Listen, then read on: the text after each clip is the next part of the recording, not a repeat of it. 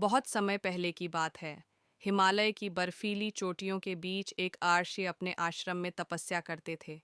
वे प्रतिदिन ध्यान में बैठकर प्रार्थना करते, हे प्रभु, पृथ्वी पर ऐसा कोई जल हो जो लोगों के पाप धो सके, मन को शुद्ध कर सके और जीवन में शांति भर दे। भगवान विष्णु उनके हृदय की पुकार सुनकर बोले, राशिवर, तुम्हारी प्रार्थना व्यर्थ नहीं जाएगी। स्वर्गलोक की सबसे पवित्र धारा गंगा शीघ्र ही पृथ्वी पर उतरेगी।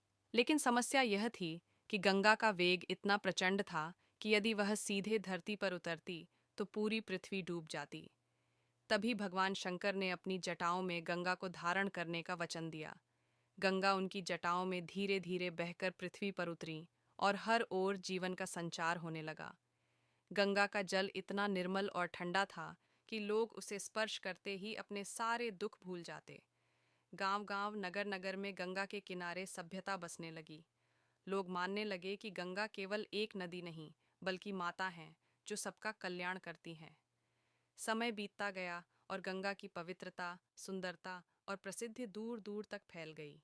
यात्री और तीर्थयात्री गंगा स्नान करने आने लगे। वे कहते, गंगा की धारा में डुबकी लगाने से तन ही नहीं, मन और आत्मा भी शुद्ध हो जाती है। आज भी गंगा को माँ गंगा कहा जाता है। उसकी पवित्र धारा में आस्था, भक्ति और जीवन का संदेश बहता है। उसकी सुंदर लहरें लोगों को यह याद दिलाती हैं कि सच्चाई और शुद्धता ही जीवन की असली शक्ति है।